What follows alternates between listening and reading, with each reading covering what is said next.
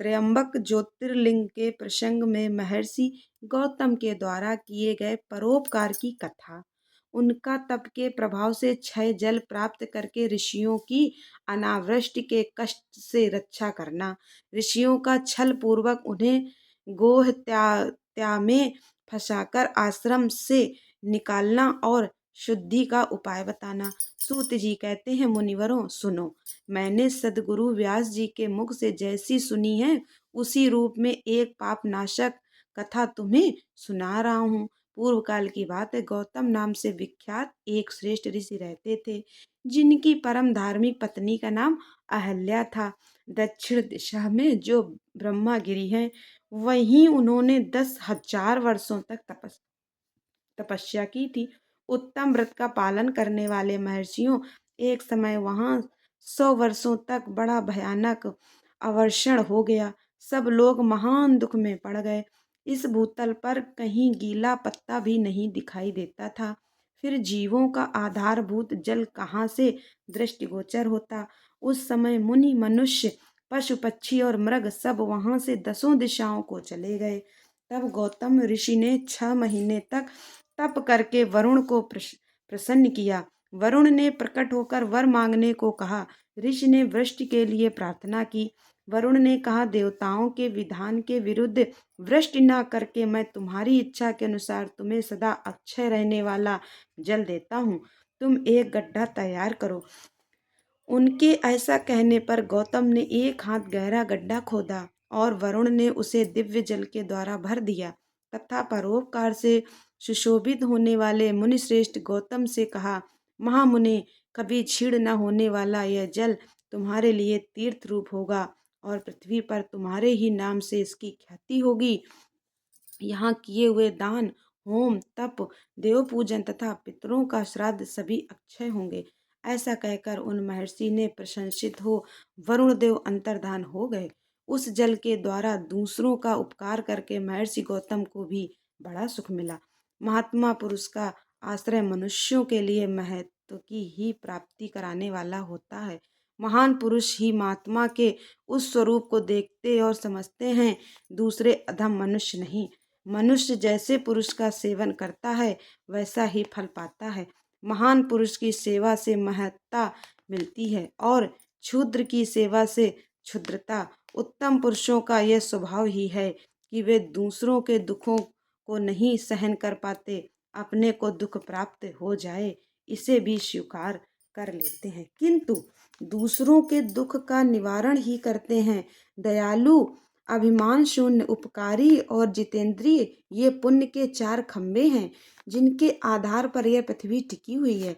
तदनंतर गौतम जी वहां उस परम दुर्लभ जल को पाकर विधि पूर्वक नित्य नैमित्तिक कर्म करने लगे। उन मुनीश्वर ने वहां नित्य होम की सिद्धि के लिए धान, जौ और अनेक प्रकार के निवार बोआ दिए।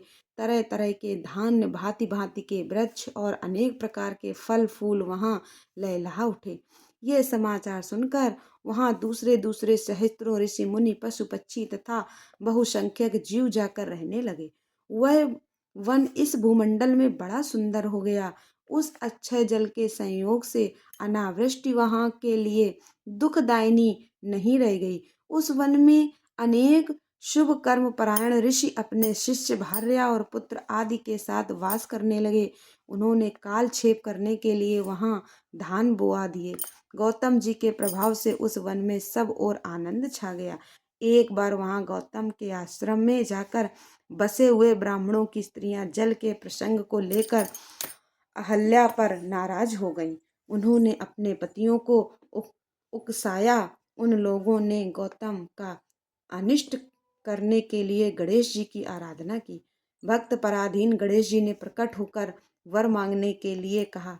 तब ये बोले, भगवान, यदि आप हमें वर देना चाहते हैं तो ऐसा कोई उपाय कीजिए जिससे समस्त ऋषि डांट फटकार कर गौतम को आश्रम से बाहर निकाल दें। गणेश जी ने कहा, ऋषियों, तुम सब लोग सुनो। इस समय तुम उचित कार्य नहीं कर रहे हो। बिना किसी अपराध के उन पर क्रोध करने के कारण तुम्हारी हानि ही होगी। जिन्होंने पहले उपकार किया हो उन्हें यदि दुख दिया जाए तो वह अपने लिए हितकारक नहीं होता। जब उपकारी को दुख दिया जाता है तब उससे इस जगत में अपना ही नाश होता है। ऐसी तपस्या करके उत्तम फल की सिद्धि की जाती है। स्वयं ही शुभ फल का परित्याग करके अहितकारक फल को नहीं ग्रहण किया जाता। ब्रह्मा जी ने जो यह कहा है कि असाधु कभी साधुता को और साधु कभी असाधुता को नहीं ग्रहण करता, यह बात निश्चय ही ठीक जान पड़ती है। पहले उपवास के कारण जब तुम लोगों को दुख भोगना पड़ा था, तब महर्षि गौतम ने जल की व्यवस्था करके तुम्हें सुख दिया, परंतु इस समय तुम सब लोग उन्हें दुख दे रहे हो। संसार में ऐसा कार्य करना कदापि उचित नहीं। इस बात पर तुम सब लोग सर्वथा विचार कर लो। स्त्रियों की शक्ति से मोहित हुए तुम लोग यदि मेरी बात नहीं मानोगे तो तुम्हारा यह बर्ताव गौतम के लिए अत्यंत हितकारक ही होगा, इसमें संशय नहीं है। ये मुनिश्रेष्ठ गौतम तुम्हें पुनः निश्चय ही सुख देंगे, अतः उनके साथ छल करना कदापि उचित नहीं। इसलिए तुम लोग कोई दूसरा वर मांगो। सूत जी कहते हैं, ब्राह्मणों, महात्मा गणेश ने ऋषियों से जो यह बात कही वह यद्यपि उनके लिए हितकर थी तो भी उन्होंने इसे नहीं स्वीकार किया। तब भक्तों के अधीन होने के कारण उन शिव कुमार ने कहा, तुम लोगों ने जिस वस्तु के लिए प्रार्थना की है उसे मैं अवश्य करूँगा। पीछे जो होनहार होगी वह होकर ही रहेगी। ऐसा कहकर वे अंतर्धान हो गए। मुनीश्वरों, उसके बाद उन दुष्ट ऋषियों के प्रभाव से तथा उन्हें प्राप्त हुए वर के कारण जो घटना घटित हुई उसे सुनो। वहाँ गौतम के खेत में जो धान और जौ थे उनके पास गणेश जी एक दुर्लभ गाय बनकर गए। दिए हुए वर के कारण वह गौ कांपती हुई वहां जाकर धान और जौ चरने लगी। इसी समय दैववश गौतम जी वहां आ गए। वे दयालु ठहरे, इसलिए मुट्ठी भर तिनके लेकर उन्हीं से उस गौ को हाँकने लगे। उन तिनकों का स्पर्श होते ही वह गौ पृथ्वी पर गिर पड़ी और ऋषि की देखते देखते ही उसी क्षण मर गई। वे दूसरे दूसरे द्वेषी ब्राह्मण और उनकी दुष्ट स्त्रियां वहां छिपे हुए सब कुछ देख रहे थे। उस गौ के गिरते ही वे सब के सब बोल उठे, गौतम ने यह क्या कर डाला। गौतम भी आश्चर्यचकित हो अहल्या को बुलाकर व्यथित हृदय से दुख पूर्वक बोले, देवी, यह क्या हुआ, कैसे हुआ। जान पड़ता है परमेश्वर मुझ पर कुपित हो गए हैं। अब क्या करूं, कहाँ जाऊं, मुझे हत्या लग गई। इसी समय ब्राह्मण और उनकी पत्नियां गौतम को डांटने और दुर्वचनों द्वारा अहल्या को पीड़ित करने लगी। उनके दुर्बुद्धि शिष्य पुत्र भी गौतम को बारंबार फटकारने और धिक्कारने लगे। ब्राह्मण बोले, अब तुम्हें अपना मुंह नहीं दिखाना चाहिए, यहाँ से जाओ जाओ। गो हत्यारे का मुंह देखने पर तत्काल वस्त्र सहित स्नान करना चाहिए।